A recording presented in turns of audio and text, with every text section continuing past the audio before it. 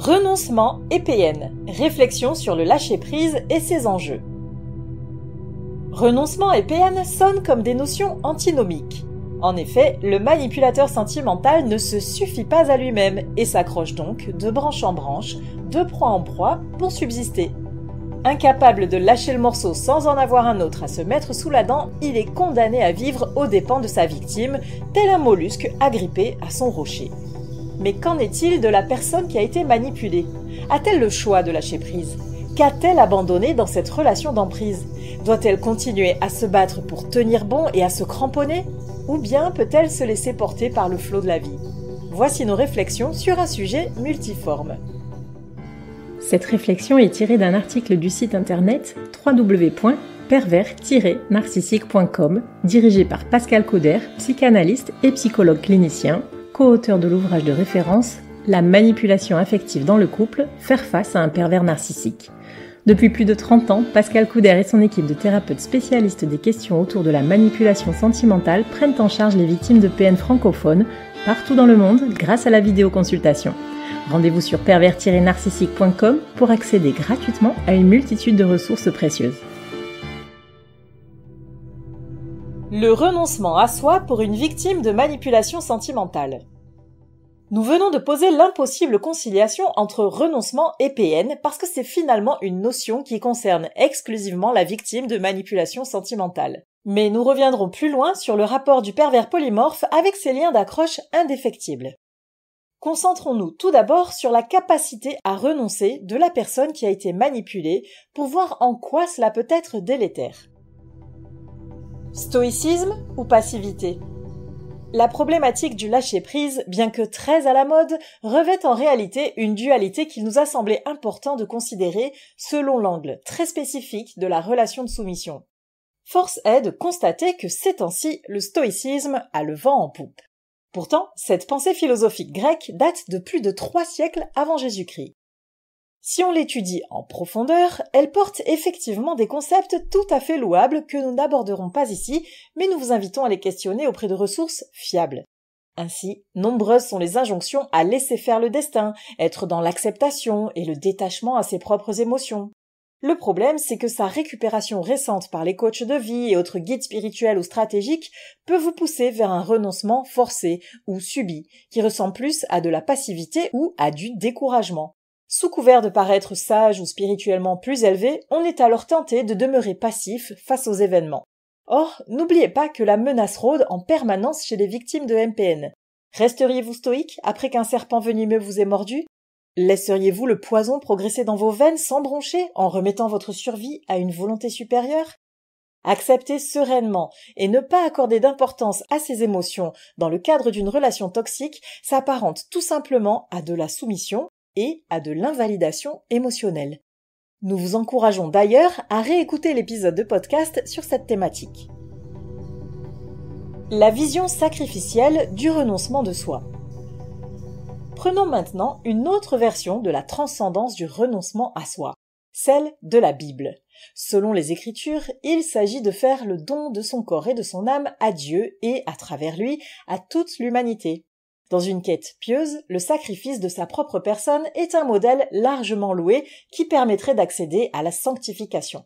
Et si l'on n'est pas dans cette recherche, eh bien nous sommes tout simplement de vils égoïstes.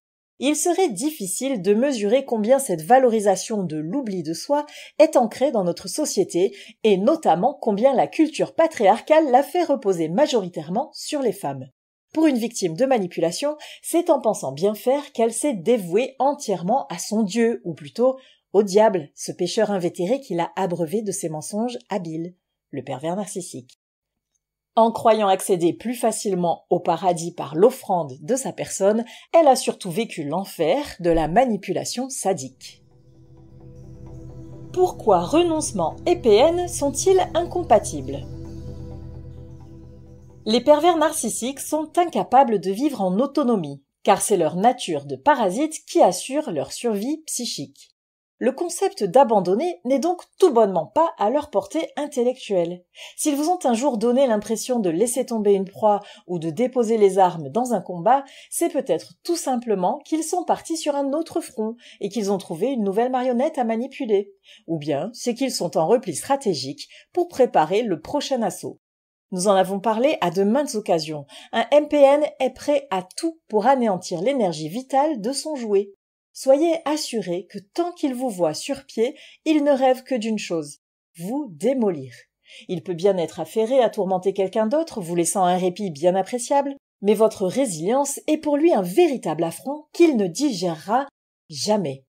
Alors que vous travaillez à votre reconstruction, voire que vous êtes en pleine croissance post-traumatique, il fomente probablement sa vengeance. Une nouvelle bataille juridique sur la garde des enfants, un dénigrement social auprès de vos amis communs ou sur les réseaux sociaux, un travail de sape dans votre milieu professionnel, une tentative pour vous faire rechuter dans une relation avec lui.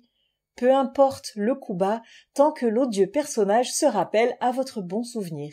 Et si ça vous fait du mal, c'est encore mieux. Dans ces conditions, est-ce que céder à la pression serait plus simple?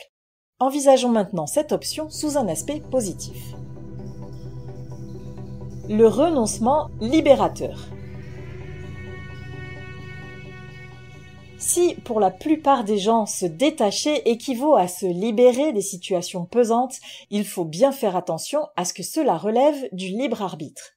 Un PN n'a pas d'alternative, il ne lâchera jamais sa proie. Mais une victime peut choisir à tout moment de renoncer à se battre dans des conditions qui lui sont imposées.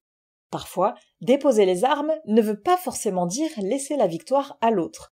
C'est tout bonnement se retirer de la compétition malsaine et donc annuler la possibilité pour tous de gagner ou de perdre. En tant que psychothérapeute spécialisé dans les relations toxiques, nous savons qu'au bout d'un certain temps d'exposition aux violences morales, les personnes lésées adoptent des comportements plus ou moins agressifs à leur tour.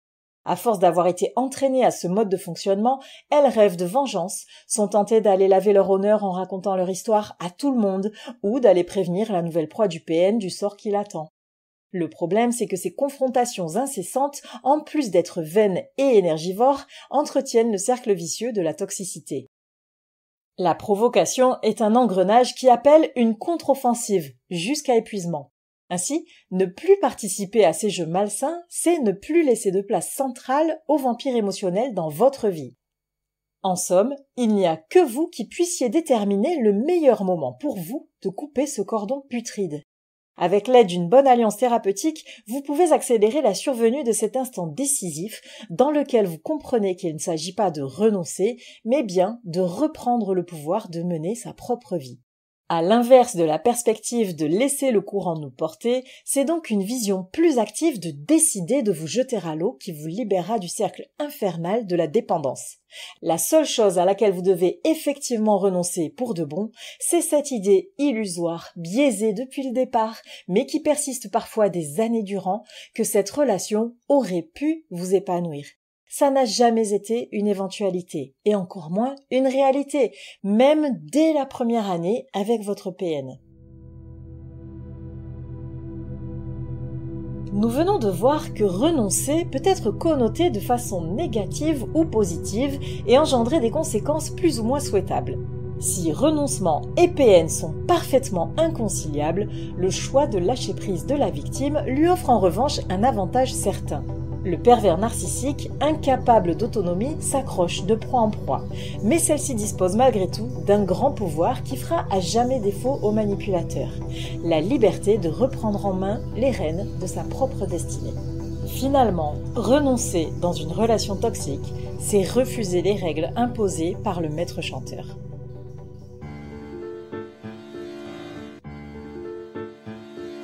N'hésitez pas à vous faire accompagner par des thérapeutes spécialistes des questions de la perversité narcissique. Rendez-vous sur www.pervers-narcissique.com et trouvez-y de nombreux conseils sur comment gérer la séparation, comment gérer l'après, la reconstruction, et vous pourrez également rentrer en contact avec un membre de l'équipe. Ne restez pas seul. Merci d'avoir écouté ce podcast. Rendez-vous très prochainement pour un nouvel épisode. N'hésitez pas à vous abonner pour ne rien manquer des prochaines publications. À très bientôt.